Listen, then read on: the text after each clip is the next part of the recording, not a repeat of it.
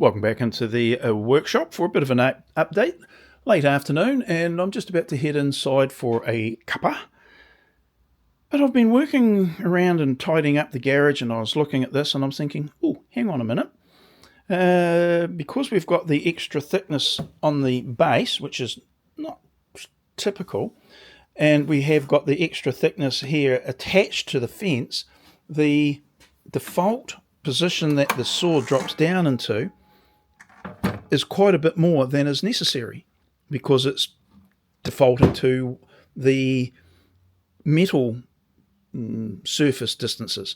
But because we've got these extra packer on the base and on the fence, we need to restrict the drop. So fortunately, most saws have a depth stop that I can flip across, and now I've got that position so I can drop down to probably the better position for the blade, so I don't have to go all the way down.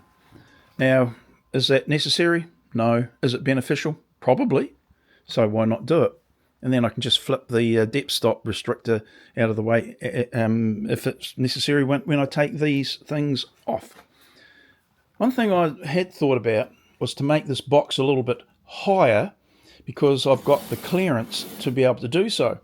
But I made a couple of little test runs with the block there, and as you drop down, what tends to happen is that rubber boot folds up further, almost cutting the exit of the dust, just about cutting it off.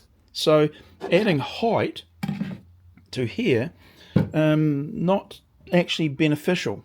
And the reason I wanted to add height here, because I wanted to change this position of the entry for the port to here. For ergonomic reasons, because if I have my pipe work over here against the wall, having an exit in this direction is probably going to be somewhat beneficial, rather than up here where it's got to go up, down and back in, whereas here it's probably being directed a little bit better. So yes, I want some height there, but not right out at this point. I will have a look at coming out a certain distance and then building up anything that clears this, and then I could build up to be able to get this in. I need to be able to have sufficient height to get this in and clear the top and the base part of the box. That introduces the problem of it would have to be that full height. At the moment, that would be 90 millimeters. So at the moment, it's only 30 millimeters in there. So I'd have to lift this at least 60 millimeters. And I don't know whether that's viable. Need to keep it at 90 millimeter, which this is.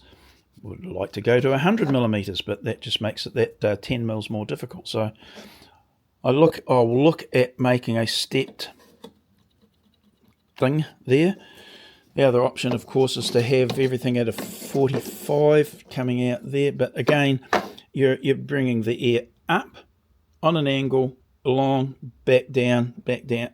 No, don't think that's very ergonomic.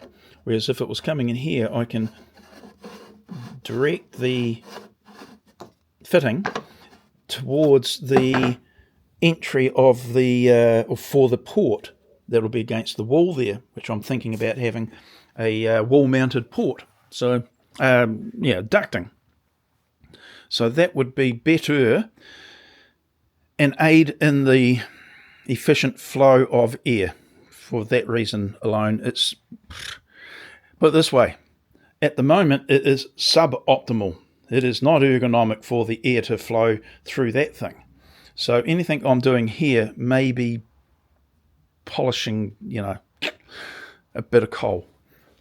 Now, with the delivery from the courier today, I have been able to thread my bolt, the 10mm bolt that I'd cut the head off, and I was able to put the 10 by 1mm pitched thread on the bolt. Now to do that, very similar to how I tapped the holes, I put the bolt in the chuck and lay the die holder and the die down on the table here, wound the drill down onto it, the quill chuck down onto it. That kept the pressure on the die and square. So that gave me a good start, 10 or 15 mils of threading.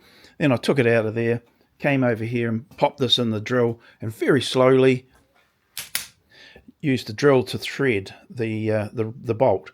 What I did notice, fortunately, is that the swarf builds up quite quickly in the shape of the, actually I'll just go grab it, in the die.